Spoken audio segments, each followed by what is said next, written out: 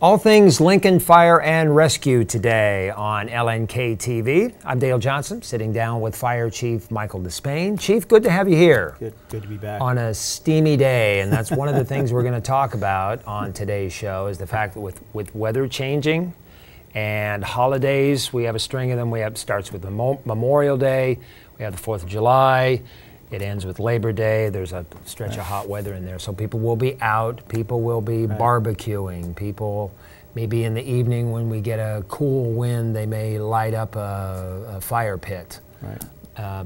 But that warrants some safety tips, and I think that's a good place to start, because if we look back at 2017, there was some careless smoking that triggered some costly fires. Yeah, so I think our message to the viewers is that sometimes it's the littlest things that create some of the most fire loss that we deal with. And so a good example would be within about the last year, we've had 5 major fires that were all caused by a carelessly tossed cigarette that created $5 million worth of damage that the insurance companies need to cover. Our typical fire loss in that same amount of time would be $7 million. So 5 of 7 were 5 cigarettes. It doesn't count barbecuing and food on a stove and the typical things we see.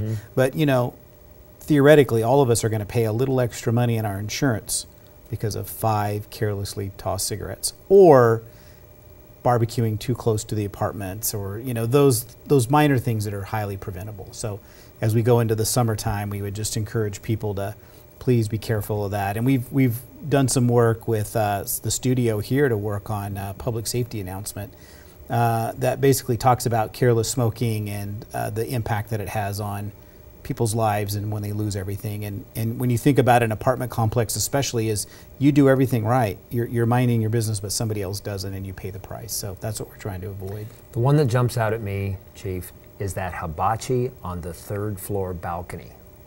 I wonder how attentive they're going to be when they fire that thing up and it's on the 3rd floor of a wooden deck.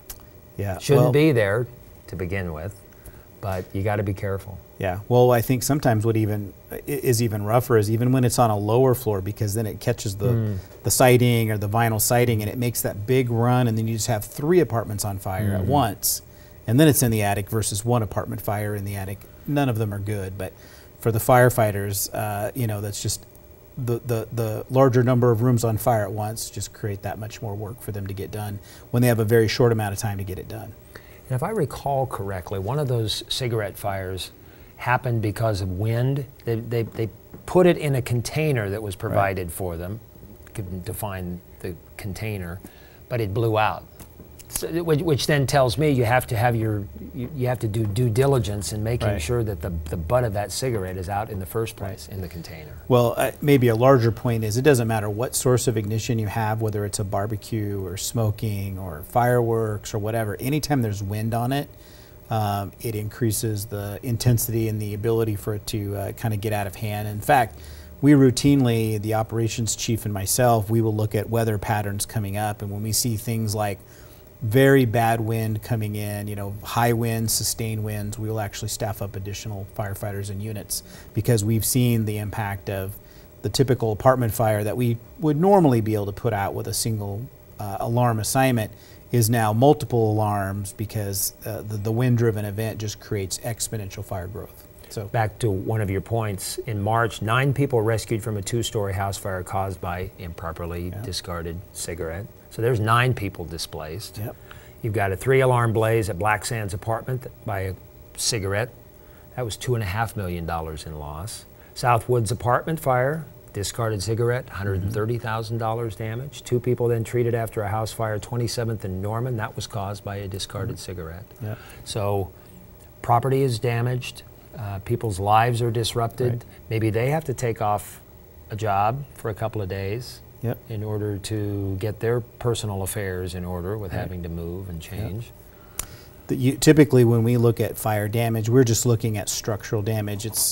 We don't have the ability to track the downstream economic cost, but we like to use examples of, you know, Kawasaki is a very big manufacturer here in town. Just think of the impact if Kawasaki burned down.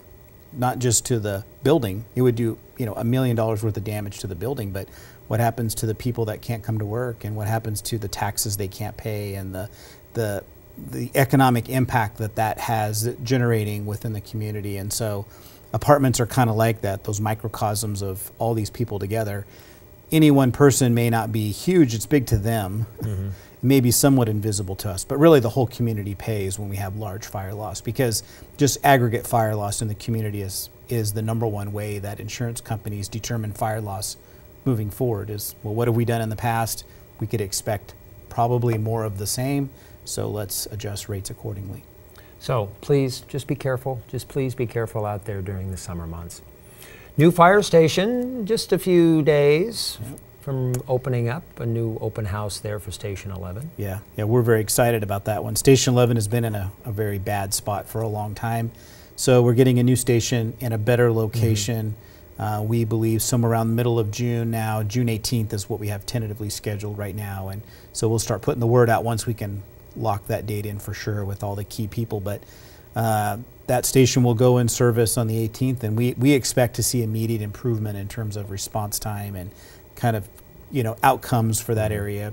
How often we can stop a fire at room of origin and cardiac survival rate, those kind of things. So lots of good things with that station being moved, and so we're ready to do it. And hopefully we have some members of the community willing to come out. We're actually going to do it 2 phases. We'll do one kind of a ribbon cutting, kind of the formal opening of the station, and in our case we won't have ribbon, we'll have red fire hose, but we're not going to cut it, by the way, but it'll be symbolic, which is kind of fun. But then that next weekend we're going to do an open house where the families can come and the kids and kind of crawl all over things and see the fire engine and the fire station and some safety stuff out there. So just kind of make it a community event on top of just the grand opening.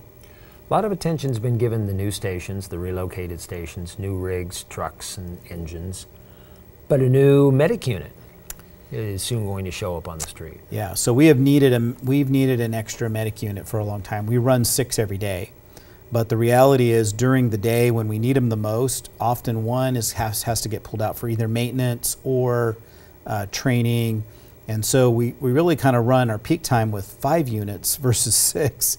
And we tried to add a unit incrementally, just a few hours on certain days of the week that were the busiest, but EMS calls are just increasing so much faster. Just in the last 2 years have increased exponentially, and so to keep up with that workload, we needed to add that medic unit. And so we finally have enough firefighter medics on board where it's not that we're not going to have to stretch a little bit, but now, before it was impossible, now it's possible. So June 13th, we will actually put in a new medic unit in the downtown, and it'll be available. So for the average community member, that means a little better response time, a little better chance at cardiac survival. I mean, all those outcomes that we like to see. So LFR just doesn't go out and arbitrarily buy a new medic unit. You have refurbished in the past. You've swapped up chassis and done everything you can. You get your logistics people to come up with workarounds. Yeah, they work miracles. In fact, we just had a medic unit, one of our older medic units died the other day. It just gave it up. And so it would cost too much money to repair it. It's not even worth remounting. It's that old. So we had to we're in the process right now of making an emergency purchase of the chassis, so the vehicle piece of it, to basically take the box and try and make it work to get by. So those are the desperation moves that we're trying to do. And it's not just about money. Let's say that we had a lot of extra money, we could just buy ambulances. That would be a great problem to have, but sometimes it's market forces that create some of our impact. So right now, with the changes in the tax structure with President Trump, you have a Dodge relocating a factory from Mexico back into Detroit, which is good, but that means they're shutting down production for about a year. Well, the only real competitor that we have for those type of units in our industry is Ford chassis. Well, now there's double the demand for Ford chassis, and so there are times where you just can't buy them because they're not available. So you're waiting. You have money, but you're waiting for a chassis to come available for you to even build the ambulance. And so luckily my logistics people work some miracles, and they found one for an emergency purchase to hold. And the dealership was nice. They held it without any payment, just knowing that they wanted to make sure the fire department got it. So we were very appreciative of that. But that's the kind of things they put together every day. Why are they called medic units and not ambulances, Chief? Is it just us, the people on the street, that calls them ambulances? Yeah, and the term, and some of them have ambulance marked on there, so it's fine. Yeah. So in our system, we differentiate a medic unit from an ambulance because the medic unit is not only a fire-based. It can do both. It can fight fire and it can transport patients. So we know that it's ours, but there's a lot of private ambulances and other ambulance providers, and they're called ambulances, and so we just don't get the two mixed up, especially for radio traffic. So some of it's just trying to clarify what's an ambulance and what's a medic unit, so we know what their capabilities are. So see, I knew a there was a reason. A nuance within Lincoln. It's pretty common in the fire service. Yeah. I knew there was a reason. Yeah.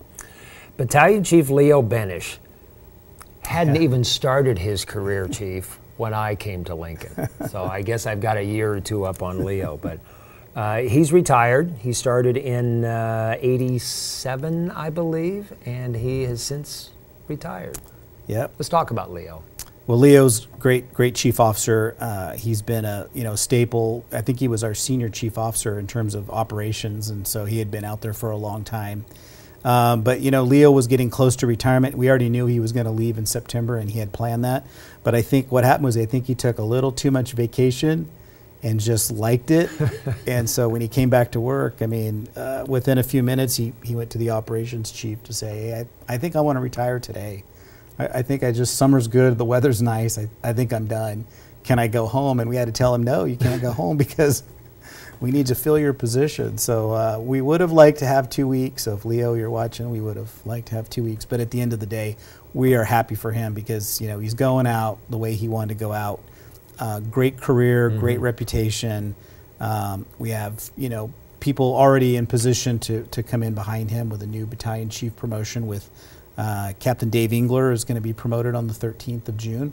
So we had a system and a plan in place, but yeah, it would have been nice to have just a few more than 10 minutes notice, but we're very proud of him and happy for him. Now he can get to his second job, which is building barns. That guy builds. He has a lot of different skills on his days off. He loves to build. So yeah, Leo, you get to do a whole lot more of that, and it's been a privilege for me over the years to be able to interact with the battalion chiefs, and they've all been very patient with us media. We want it right now. Yep. And Leo is one of those that, and all the battalion chiefs are. Take the time to explain it, and so happy retirement, Leo.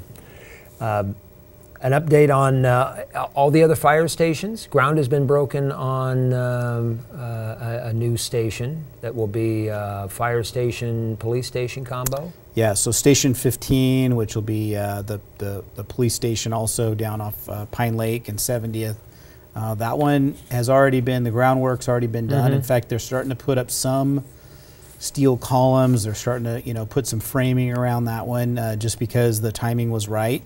And they're also trying to speed some of this process up because with tariffs and, like I said, these market forces create things that we sometimes didn't anticipate, and the price of steel and the availability of steel is getting difficult. So sometimes we're speeding things up and slowing things down, and so it's kind of it's really like juggling cats at sometimes. So I feel for the people on staff trying to keep that together. And still looking around for future sites so that you're prepared when the city grows. That's an ongoing so process. We're almost done with Station 16, just finalizing, signing everything, and that one will be done. That'll be all the land that was required for the sales tax projects, but we don't want to get behind the curve again, just because that just created a lot of stress with the community on when you put a station where they don't expect it, or they may not like it, or if you try and close their station. That's the other half. We still have both sides of that coin to deal with, but we're trying to identify land in advance so that way everyone knows where it's going to go, and everybody comes in after the fact to know, well, there's a station there. And to a certain extent, that's a benefit because people that are closer to fire stations usually get better service. So that's what we like to see, that they know when they come in what they're going to get. So a lot of moving parts. Lots going of moving on parts in LFR every day right now. Yep. So thank you very much for coming in, Chief. Yeah, and thanks, everybody. We do our best to try to update you on everything going on in Lincoln Fire and Rescue. So thank you very much. Have a fun summer. I'm Dale Johnson. It's everybody's responsibility to be fire safe. Improper cigarette disposal is one of the leading causes of fires in homes. As someone who's been a victim of a cigarette-related fire, I ask you to put out your cigarette safely. One flick can ruin many lives. Please, put out your cigarette safely. Learn how to stop the fire before it starts. Visit tobaccofreelancastercounty.org for information about safe cigarette disposal.